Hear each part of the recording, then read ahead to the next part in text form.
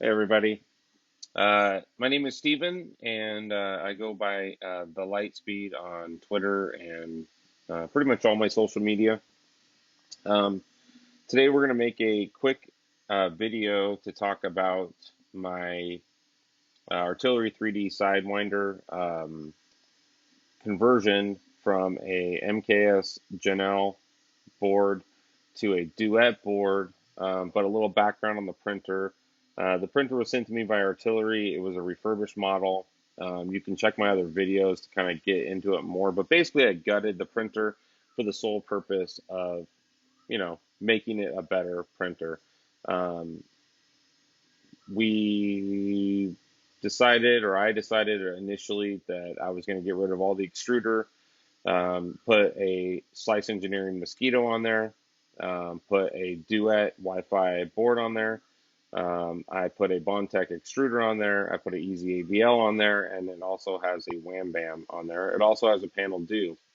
The total printer, from the price of the printer to the last thing I put on it, was about $780 total. So my goal was to get a printer that was like a Prusa reliability and quality wise, for less than a Prusa.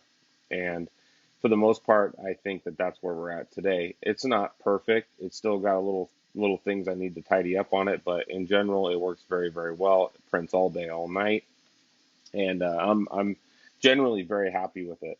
It's got a Magnum on it, and it can print large models fast, and big. So exactly what I wanted. Today we're going to talk about one of the things that was a challenge in doing this swap was the end stops. The end stops on the MKS Gen L board, you can see here, are this is the pinout for the MKS Gen L board, and you can see that it's got a 5-volt ground and a signal pin. And in general, there's a lot of similarities between an MKS board and a Duet as far as like layout and stuff. But one of the things that confused me is the pinouts for the end stops are totally different. You'll notice on here the ground is in the middle, and on a Duet board, um, the let's see here, get zoomed in. You'll notice that the legend up here for these end stops right here there's the end stops here. And you'll see up here is the legend, and you'll see that the ground is on the end and the power is in the middle. And what I did initially is I took the plug from the MKS Gen L board and I just changed the plug and stuck it right onto the Duet. And the way the Duet works is the end stop works by closing a ground loop. And effectively, if you just swap the plugs and you turn the printer on, what will end up happening is it will pump 3.3 volts in this case, and it will go basically right back into the ground loop, and it will fry the MOSFET on the board. And that's exactly what happened. My first Duet, the minute I turned it on, it blew the MOSFETs out on the board. And so I replaced it, and then started doing some research and found out that I screwed it up and pinned it wrong, and did the plug wrong. And so the next challenge was I realized that the end stops, the inductive, the nice end stops on the Artillery will not work off of 3.3 volts. They need 5 volts constant. And so what I did is I took the plug off of this. I cut the plug off, right? And I just made sure that the ground that was in the middle is now on the end, right? And I made sure that the signal is on the opposite side of it. And I basically left the center pin open. I didn't put anything on it. I hooked up all my end stops right here, and I left the center pin dangling. Once I had all these hooked up, I basically took the X, the Y, and the Z motor, or the Z end stop, even though I had planned on using a Easy ABL or a BL Touch. I went ahead and wired it also. So I took all 3 of these 5-volt lines, or these the positive lead to the end stops. I stripped them, I twisted them together, and I put them on a 2-pin Duet, the DuPont plug that comes with the Duet. I started doing some research, and I got my multimeter out, and I started testing a lot of stuff on this board. And I noticed in this on this piece of paper here that it said pin 1 is 5 volts, which is right here. And so I took my multimeter, and sure enough, this pin is actually 5 volts, and it's constant. It's on the switch power.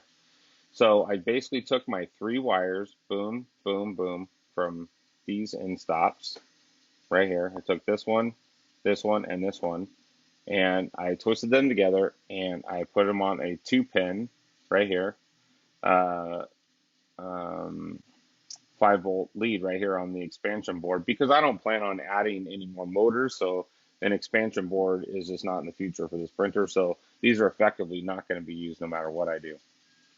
So that's basically it. That's how I got the end stops to work. So I basically made sure the pin out was correct, and then I took the power wire and I hooked it to the first pin. But I said I did the Z end stop, and I did, and so I always have that option. If I want to go back to a factory end stop, I can take the end stop and just plug it back in on this printer. It's actually external, and I can just plug it back in and use the factory end stop and the bed springs and whatever. But I am using an easy ABL from TH3D, and I did try a BL Touch. And one of the nice things about the Duet is the Duet is set up to accept a an auto bed leveling probe factory. It's got all the plugs right here. All you have to do is just take them and plug them right in.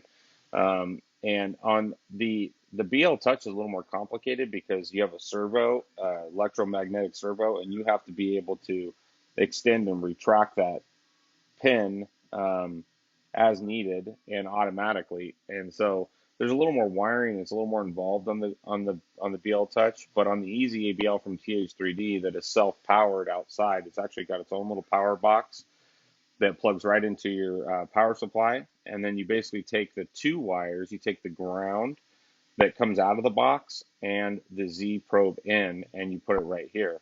Once you're mounted on the printer, you'll see a little red light coming on. And basically this board was like, there's not a lot of people that use easy ABLs on a Duet. But in my case, I found it was very easy to set up and very easy to configure. You do have to put the proper G-code stuff in the config files, but once you do that, it works great. So anyways, it's a number one question I keep getting is everybody's going, how did you hook up the end stop? So that is how I hooked up the end stops. If you have any more questions, feel free to leave a comment below or contact me on Twitter or whatever, as several people already have. Hopefully this explains in detail exactly what I did. And if, like I said, if you got any more questions, please let me know. Until next time, see you guys later.